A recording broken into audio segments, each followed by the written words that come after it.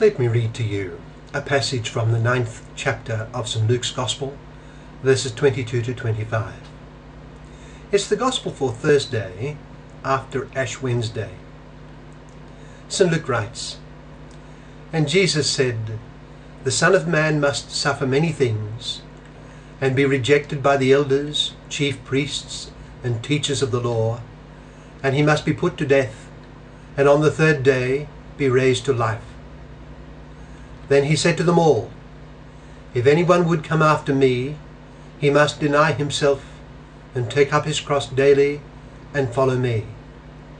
And whoever wants to save his life will lose it, but whoever loses his life for me will save it.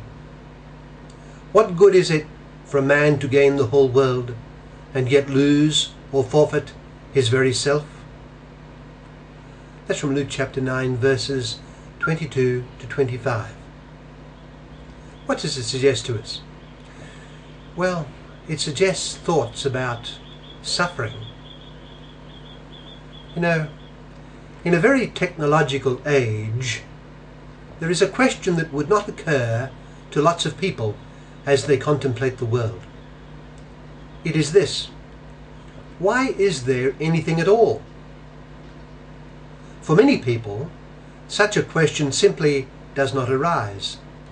The world is a fact of life, and there is nothing more to be said except to investigate it, understand its laws, and then to use it.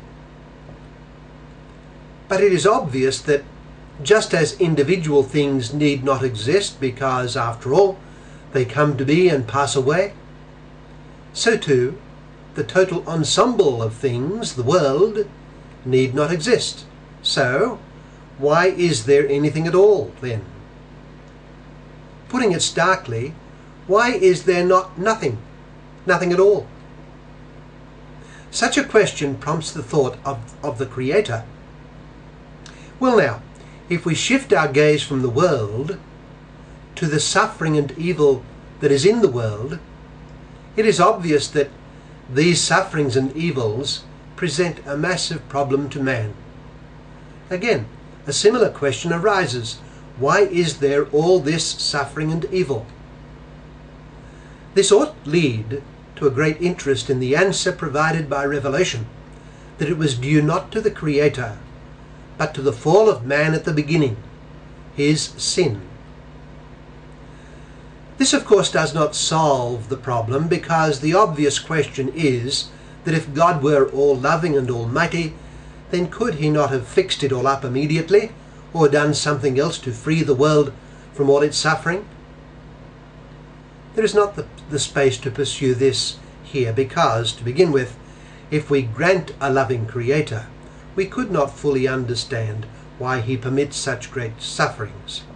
But then, our best chance of gaining some light on things is not to pursue a mere philosophical consideration of the matter, but to consider things in the light of the person of Christ. After all, the claim is that this man was God, and that he suffered enormously. He did not deserve to suffer at all. Why was it permitted that this extraordinary man, who was God, suffer so greatly? If we look on the world as present in microcosm, as it were, in the person of Jesus Christ, then Jesus Christ throws light on the suffering in the world generally. He is the light of the world. There are two sides to the answer. Jesus Christ suffered manifestly because of sin inflicted on him from without, and it was because of his suffering that the world was redeemed from its sin. So, suffering is indeed a dark, unfortunate and terrible fact. Its origins lie in sin and not in the will of the Creator. As we contemplate the figure of the sinless Jesus on the cross, this is the first thing that bears upon us. Suffering and evil come from sin, and this sin is terrible. Its manifestation is the passion and death of the all-holy Christ. That having been said, in a more important sense, The passion and death of Jesus Christ, symbolic, we might say, of the sufferings of mankind, are shimmering with light and joy. It was precisely through his sufferings, born in a spirit of absolute and loving obedience to his heavenly Father, that the world was redeemed.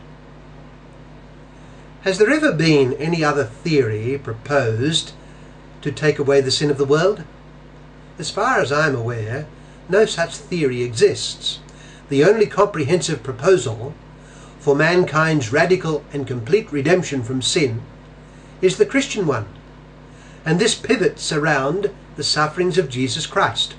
By his passion and death, so extraordinary, so undeserved, he took away the sin of the world, and then set in motion the means to bring this blessing to all mankind, to all of creation. The one who believes will be saved, he said, and the one who willfully refuses will be condemned. It is a mighty answer, involving an incalculable cost, and yet one that is astonishingly simple for each individual. But it pivots around the sufferings and death of Jesus Christ. Why is such suffering permitted in the world? Look at Jesus Christ and ask why it was permitted that he suffer so much. He suffered so much in order to achieve so much. His sufferings brought an eternal blessing to man. So suffering, that suffering that flows from obedience to the will of God, is now not fundamentally a curse, but fundamentally a path to blessings. If we suffer in union with Jesus, we shall rise and reign in union with Jesus. If anyone would come after me, he must deny himself and take up his cross daily and follow me. For whoever wants to save his life will lose it, but whoever loses his life for me will save it. If we want to understand man and the meaning of what makes up his life, especially his sufferings, then look to Jesus Christ. He is not only the revelation of God, but the true revelation of man. He stated repeatedly to his disciples that it was necessary for the Son of Man to suffer in order to enter into his glory. Somehow we must get it into our heads and into our hearts that the path to glory is through obedient suffering. The cross of Christ is both dark and bright. It reveals the basic source of suffering, but it also reveals what can now be its basic upshot. Let us place our hand in the hand of Jesus Christ and walk with him along the path he chose for us.